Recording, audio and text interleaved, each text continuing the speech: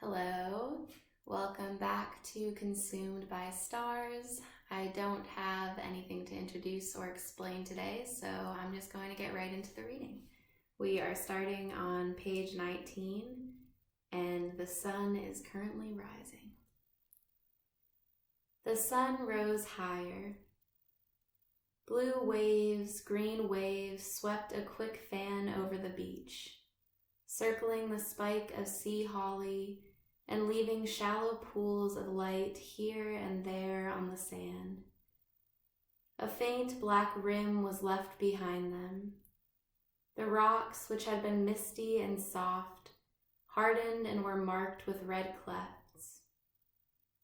Sharp stripes of shadow lay on the grass, and the dew dancing on the tips of the flowers and leaves made the garden like a mosaic of single sparks, not yet formed into one whole.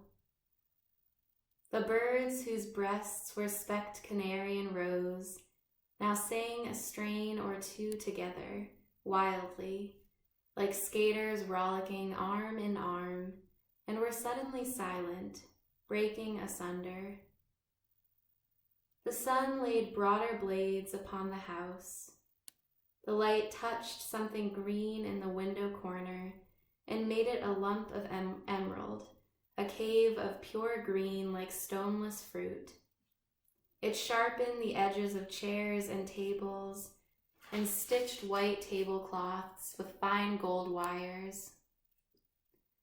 As the light increased, a bud here and there split asunder and shook out flowers, green-veined and quivering, as if the effort of opening had set them rocking and pealing a faint carillon as they beat their frail clappers against their white walls. Everything became softly amorphous, as if the china of the plate flowed and the steel of the knife were liquid. Meanwhile, the concussion of the waves breaking fell with muffled thuds, like logs falling on the shore. Break. "Now," said Bernard, "the time has come, the day has come, the cab is at the door. My huge box bends George's bandy legs even wider. The horrible ceremony is over, the tips and the goodbyes in the hall. Now there is this gulping ceremony with my mother, this handshaking ceremony with my father. Now I must go on waving. I must go on waving till we turn the corner. Now that ceremony is over. Heaven be praised, all ceremonies are over. I am alone. I am going to school for the first time. Everybody seems to be doing things for this moment only, and never again, never again. The urgency of it all is fearful. Everybody knows I am going to school for the first time. That boy is going to school for the first time, says the housemaid, cleaning the steps. I must not cry. I must behold them indifferently. Now the awful portals of this station gape. The moon-faced clock regards me. I must make phrases and so interpose something hard between myself and the stare of housemaids, the stare of clocks, staring faces and different faces, or I shall cry. There is Louis, there is Neville, in long coats carrying handbags by the booking office. They are composed, but they look different. Here's Bernard, said Louis. He is composed, he is easy. He swings his bag as he walks. I will follow Bernard, because he is not afraid. We are drawn through the booking office onto the platform as a stream draws twigs and straws round the piers of a bridge. There is the very powerful bottle green engine without a neck, all back and thighs, breathing steam. The guard blows his whistle. The flag is dipped. Without an effort of its own momentum, like an avalanche started by a gentle push, we start forward. Bernard spreads a rug and plays knucklebones. Neville reads. London crumbles. London heaves and surges. There is a bristling of chimneys and towers. There a white church. There a mast among the spires. There a canal. Now there are often spaces with asphalt paths upon which it is strange that people should now be walking. There is a hill striped with red houses. A man crosses a bridge with a dog at his heels. Now the red boy begins firing at a pheasant. The blue boy shoves him aside. My uncle is the best shot in England. My cousin is master of foxhounds. Boasting begins, and I cannot boast, for my father is a banker in Brisbane, and I speak with an Australian accent. After all this hubbub, said Neville, all this scuffling and hubbub, we have arrived. This is indeed a moment. This is indeed a solemn moment. I come like a lord to his halls appointed. That is our founder, our illustrious founder, standing in the courtyard with 1 foot raised. I salute our founder. A noble Roman air hangs over these austere quadrangles. Already the lights are lit in the form rooms.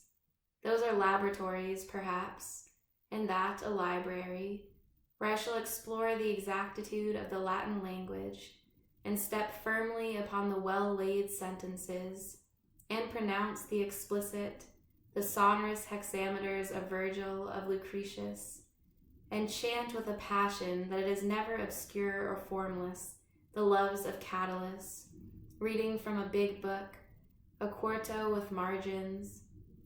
I shall lie, too, in the fields among the tickling grasses. I shall lie with my friends under the towering elm trees. Behold the headmaster. Alas, that he should excite my ridicule. He is too sleek. He is altogether too shiny and black, like some statue in a public garden. And on the left side of his waistcoat, his taut, his drum-like waistcoat, hangs a crucifix. Old Crane, said Bernard, now rises to address us. Old Crane, the headmaster, has a nose like a mountain at sunset, and a blue cleft in his chin, like a wooden ravine which some tripper has fired, like a wooded ravine seen from the train window. He sways slightly, mouthing out his tremendous and sonorous words. I love tremendous and sonorous words, but his words are too hearty to be true.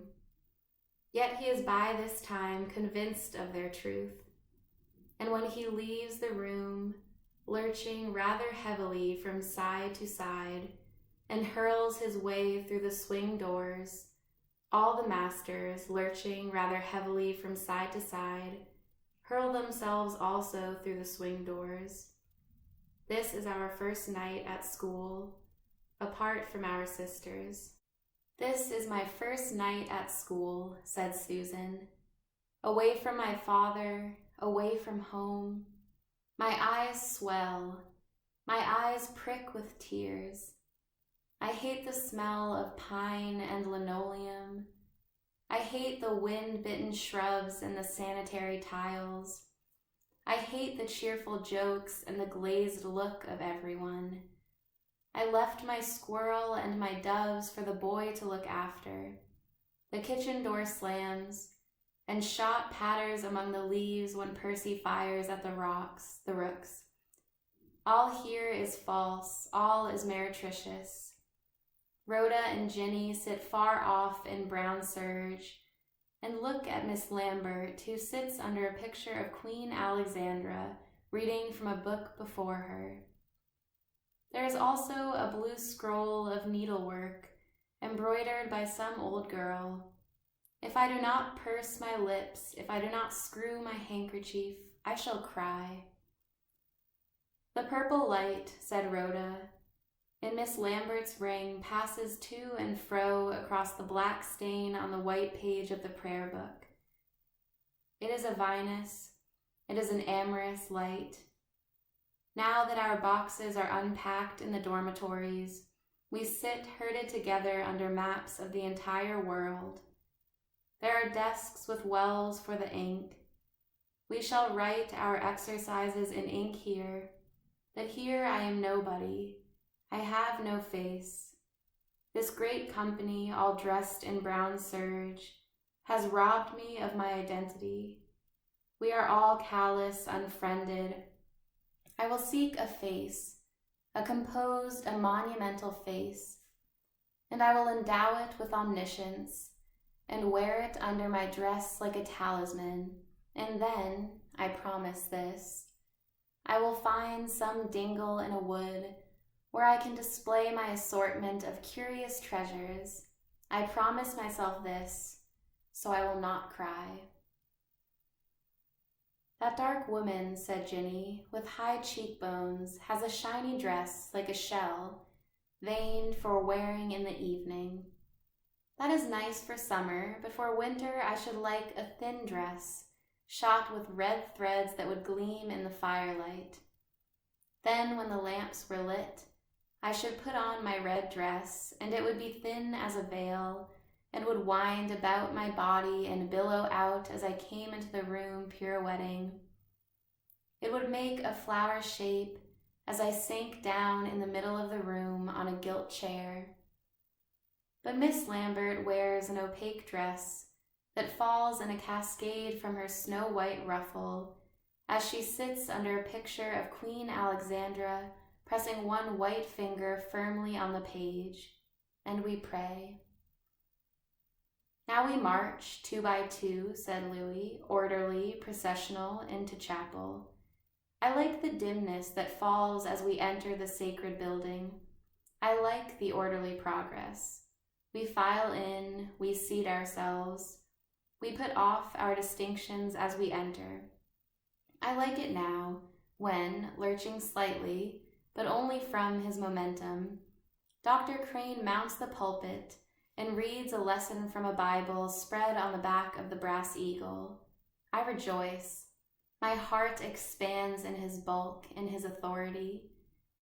He lays the whirling dust clouds in my tremulous, my ignominiously agitated mind. How we danced round the Christmas tree, and handing parcels they forgot me, and the fat woman said, "This little boy has no present," and gave me a shiny Union Jack from the top of the tree, and I cried with fury, to be remembered with pity. Now all is laid by his authority, his crucifix, and I feel come over me the sense of the earth under me, and my roots going down and down till they wrap themselves round some hardness at the center. I recover my continuity as he reads. I become a figure in the procession, a spoke in the huge wheel that turning at last erects me, here and now. I have been in the dark. I have been hidden. But when the wheel turns as he reads, I rise into this dim light where I just perceive, but scarcely, kneeling boys, pillars, and memorial brasses. There is no crudity here, no sudden kisses. The brute menaces my liberty, said Neville, when he prays. Unwarmed by imagination, his words fall cold on my head like paving stones, while the gilt cross heaves on his waistcoat. The words of authority are corrupted by those who speak them. I gibe and mock at this sad religion, at these tremulous, grief-stricken figures advancing, cadaverous and wounded, down a white road shadowed by fig trees, where boys sprawl in the dust, naked boys, and goat skins distended with wine hang at the tavern door. I was in Rome, traveling with my father at Easter, and the trembling figure of Christ's mother was borne niddle-nodding along the streets. There went by also the stricken figure of Christ in a glass case. Now I will lean sideways as if to scratch my thigh. So I shall see Percival. There he sits, upright among the smaller fry. He breathes through his straight nose rather heavily. His blue and oddly inexpressive eyes are fixed with pagan indifference upon the pillar opposite. He would make an admirable churchwarden. He should have a birch and beat little boys for misdemeanors. He is allied with the Latin phrases on the memorial brasses. He sees nothing. He hears nothing. He is remote from us all in a pagan universe. But look, he flicks his hand to the back of his neck. For such gestures, one falls hopelessly in love for a lifetime. Dalton, Jones, Edgar, and Bateman flick their hands to the back of their necks likewise, but they do not succeed. At last, said Bernard, the growl ceases, the sermon ends. He has minced the dance of the white butterflies at the door to powder. His rough and hairy voice is like an unshaven chin. Now he lurches back to his seat like a drunken sailor. It is an action that all the other masters will try to imitate. But, being flimsy, being floppy, wearing gray trousers, they will only succeed in making themselves ridiculous. I do not despise them. Their antics seem pitiable in my eyes. I note the fact for future reference with many others in my notebook. When I am grown up, I shall carry a notebook, a fat book with many pages, methodically lettered. I shall enter my phrases. Under B shall come butterfly powder. If, in my novel, I describe the sun on the windowsill, I shall look under B and find butterfly powder. That will be useful. The tree shades the window with green fingers. That will be useful, but alas, I am so soon distracted by a hair like twisted candy, by Celia's prayer book, ivory covered. Louis can contemplate nature, unwinking, by the hour. Soon I fail, unless talked to. The lake of my mind, unbroken by oars, heaves placidly and soon sinks into an oily somnolence. That will be useful. Now we move out of this cool temple into the yellow playing field, said Louis. And as it is a half-holiday, the Duke's birthday, we will settle among the long grasses while they play cricket. Could I be they? I would choose it. I would buckle on my pads and stride across the playing field at the head of the batsmen. Look now, how everybody follows Percival. He is heavy. He walks clumsily down the field through the long grass to where the great elm trees stand. His magnificence is that of some medieval commander. A wake of light seems to lie on the grass behind him. Look at us trooping after him, his faithful servants, to be shot like sheep, for he will certainly attempt some forlorn enterprise and die in battle. My heart turns rough.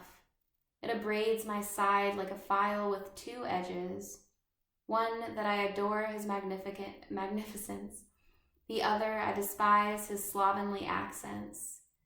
I who am so much his superior, and am jealous.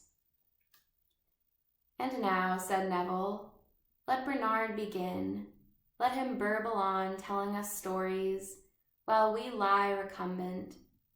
Let him describe what we have all seen, so that it becomes a sequence. Bernard says there is always a story. I am a story. Louis is a story. There is the story of the boot boy, the story of the man with one eye, the story of the woman who sells winkles. Let him burble on with his story while I lie back and regard the stiff-legged figures of the padded batsmen through the trembling grasses. It seems as if the whole world were flowing and curving. On the earth, the trees, in the sky, the clouds. I look up through the trees into the sky. The match seems to be played up there, faintly among the soft, white clouds. I hear the cry, run. I hear the cry, how's that? The clouds lose tufts of whiteness as the breeze dishevels them. If that blue could stay forever, if that whole could remain forever, if this moment could stay forever. But Bernard goes on talking. Up they bubble, images, like a camel, a vulture. The camel is a vulture, the vulture a camel. For Bernard is a dangling wire, loose but seductive. Yes, for when he talks, when he makes his foolish comparisons, a lightness comes over one. One floats, too, as if one were that bubble. One is freed. I have escaped, one feels. Even the chubby little boys, Dalton, Larpent, and Baker, feel the same abandonment. They like this better than the cricket. They catch the phrases as they bubble.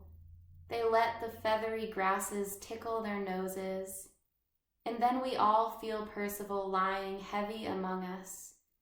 His curious guffaw seems to sanction our laughter. But now he has rolled himself over in the long grass. He is, I think, chewing a stalk between his teeth. He feels bored. I too feel bored. Bernard at once perceives that we are bored. I detect a certain effort, an extravagance in his phrase, as if he had said, "Look." But Percival says, "No," for he is always the first to detect insincerity, and is brutal in the extreme. The sentence tails off feebly. Yes, the appalling moment has come when Bernard's power fails him, and there is no longer any sequence, and he sags and twiddles a bit of string and falls silent, gaping as if about to burst into tears. Among the tortures and devastations of life is this, then. Our friends are not able to finish their stories. "Now let me try," said Louis, "before we rise, before we go to tea, to fix the moment in one effort of supreme endeavor. This shall endure. We are parting, some to tea, some to the nets. I to show my essay to Mr. Barker. This will endure. From discord, from hatred, I despise dabblers in imagery. I resent the power of Percival intensely. My shattered mind is pieced together by some sudden perception. I take the trees, the clouds, to be witnesses of my complete integration. I, Louis, I, who shall walk the earth these 70 years, am born entire, out of hatred, out of discord. Here on this ring of grass we have sat together, bound by the tremendous power of some inner compulsion. The trees wave, the clouds pass. The time approaches when these soliloquies shall be shared.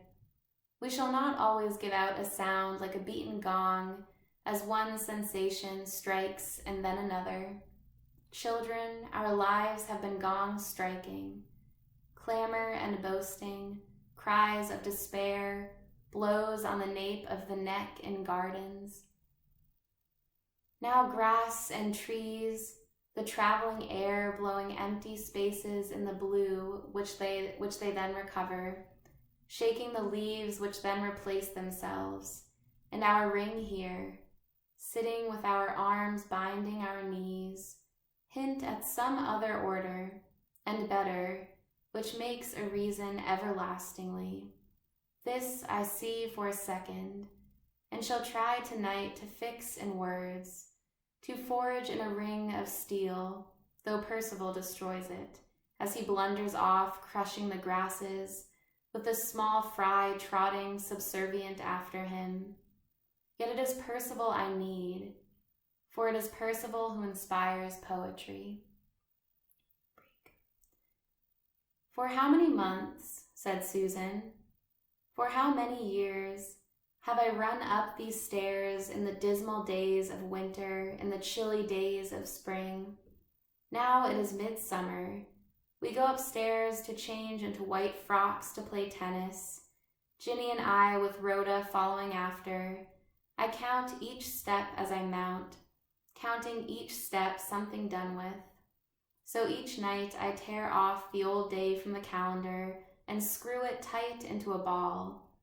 I do this vindictively, while Betty and Clara are on their knees. I do not pray. I revenge myself upon the day. I wreak my spite upon its image. You are dead now, I say, school day, hated day. They have made all the days of June.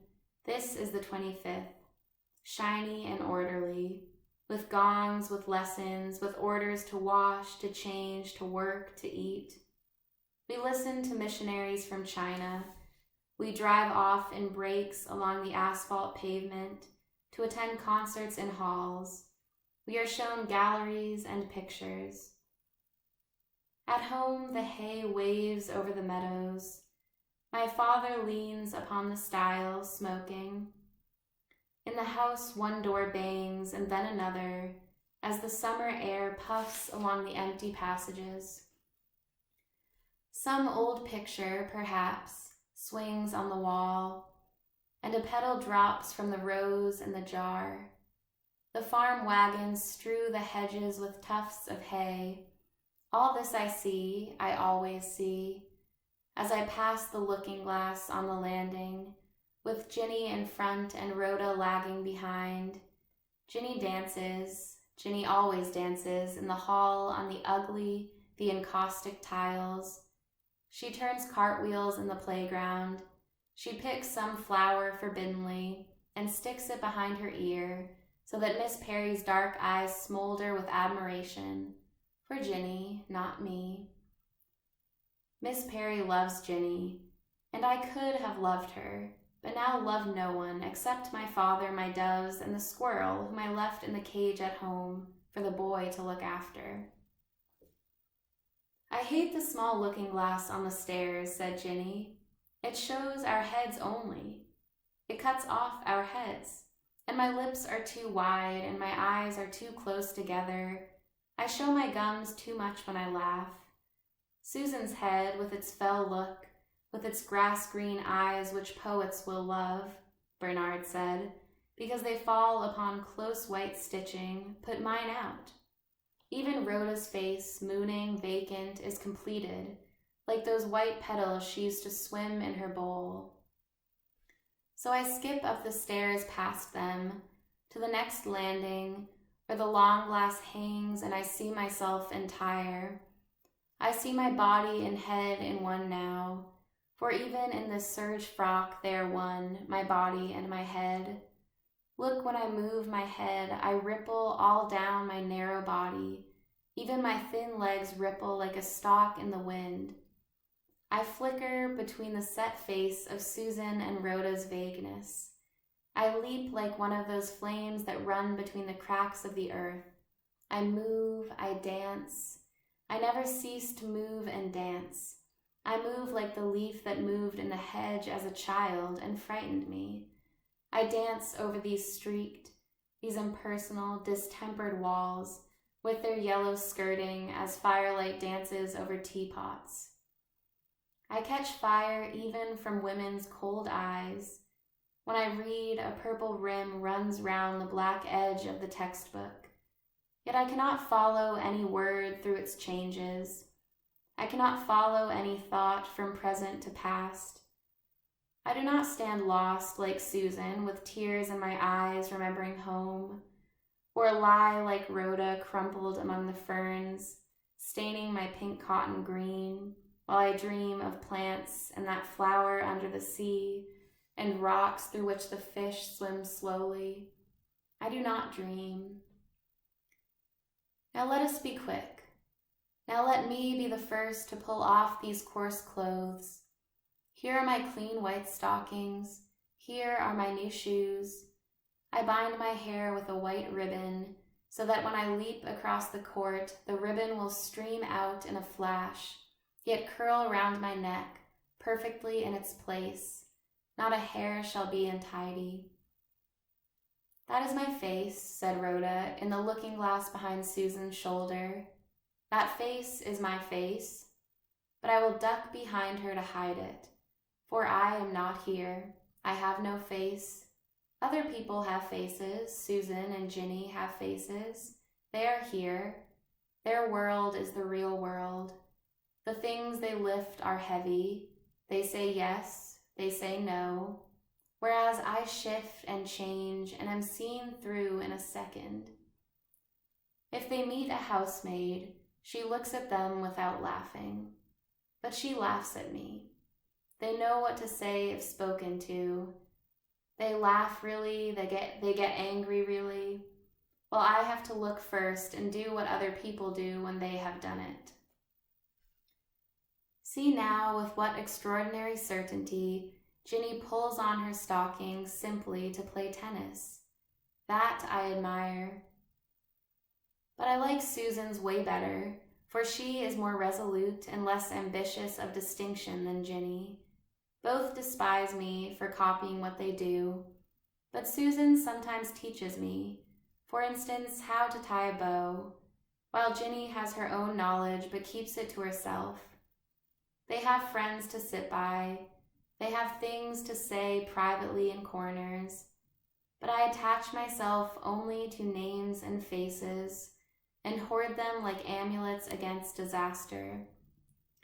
I choose out across the hall some unknown face and can hardly drink my tea when she whose name I do not know sits opposite. I choke. I am rocked from side to side by the violence of my emotion. I imagine these nameless, these immaculate people watching me from behind bushes. I leap high to excite their admiration. At night in bed, I excite their complete wonder. I often die pierced with arrows to win their tears. If they should say, or I should see from a label on their boxes, that they were in Scarborough last holidays, the whole town runs gold, the whole pavement is illuminated. Therefore, I hate looking glasses which show my real face. Alone, I often fall down into nothingness. I must push my foot stealthily, lest I should fall off the edge of the world into nothingness. I should have to bang my head against some hard door to call myself back to the body. We are late, said Susan. We must wait our turn to play. We will pitch here in the long grass and pretend to watch Ginny and Clara, Betty and Mavis. We will not watch them. I hate watching other people play games. I will make images of all the things I hate most and bury them in the ground. This shiny pebble is Madame Carlo, and I will bury her deep because of her fawning and ingratiating manners, because of the 6 pence she gave me for keeping my knuckles flat while I played my scales. I buried her 6 pence and would bury the whole school, the gymnasium, the classroom, the dining room that always smells of meat, and the chapel. I would bury the red-brown tiles and the oily portraits of old men, benefactors, founders of schools. There are some trees I like, the cherry tree with lumps of clear gum on the bark, and one view from the attic towards some far hills. Save for these, I would bury it all as I bury these ugly stones that are always scattered about this briny coast, with its piers and its trippers. At home the waves are a mile long. On winter nights we hear them booming. Last Christmas a man was drowned sitting alone in his cart. When Miss Lambert passes, said Rhoda, talking to the clergyman, the others laugh and imitate her hunch behind her back.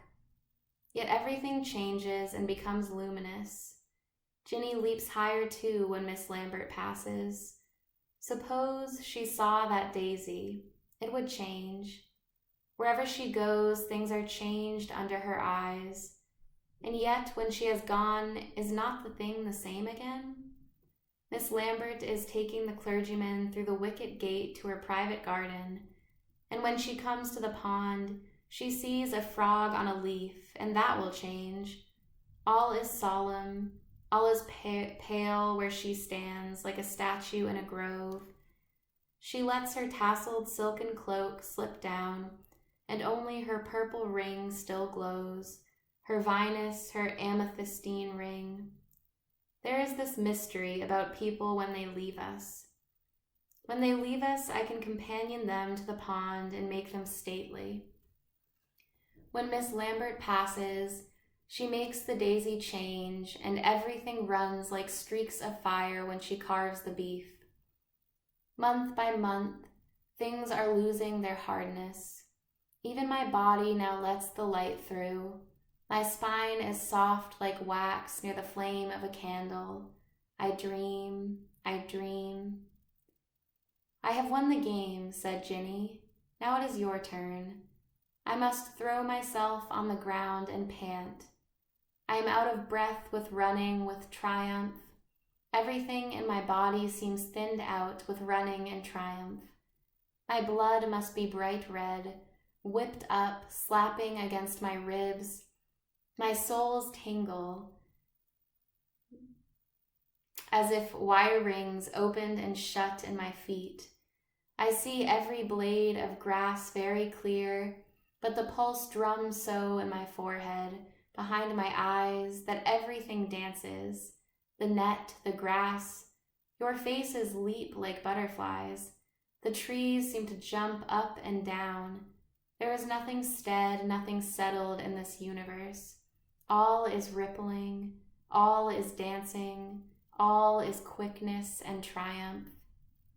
Only when I have lain alone in the hard ground, watching you play your game, I begin to feel the wish to be singled out, to be summoned, to be called away by one person who comes to find me, who is attracted towards me, who cannot keep himself from me, but comes to where I sit on my gilt chair, with my frock billowing round me like a flower, and withdrawing into an alcove, sitting alone on a balcony, we talk together.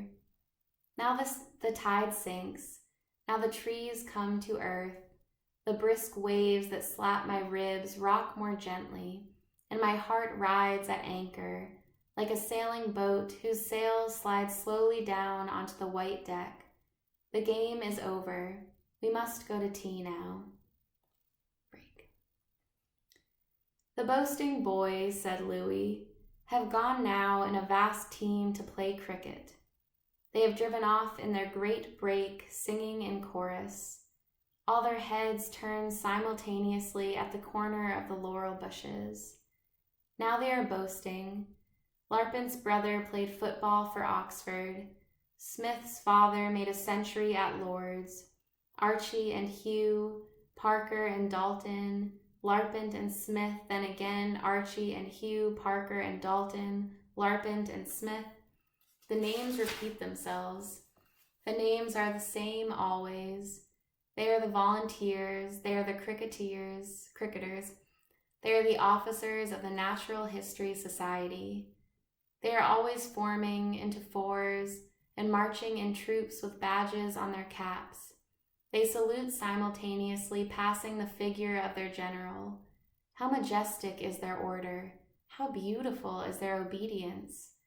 If I could follow, if I could be with them, I would sacrifice all I know. But they also leave butterflies trembling with their wings pinched off. They throw dirty pocket handkerchiefs clotted with blood, screwed up into corners. They make little boys sob in dark passages. They have big red ears that stand out under their caps. Yet that is what we wish to be, Neville and I. I watch them go with envy.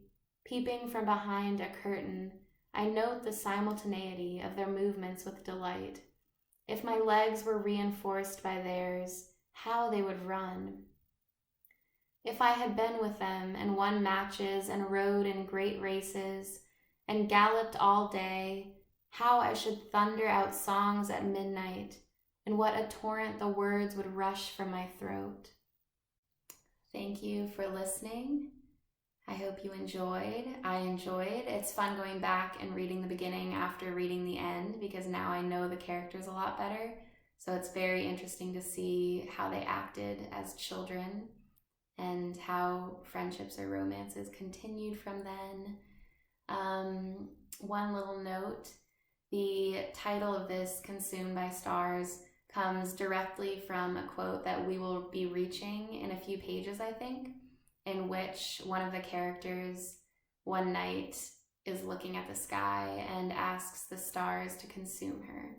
And I've always been taken by that. I had read that quote online many times, not even knowing it was from this book. I thought it was just something Virginia Woolf had said and thought it was very poetic and beautiful. So now it's cool to know the origin. Thank you for watching again and listen. Bye.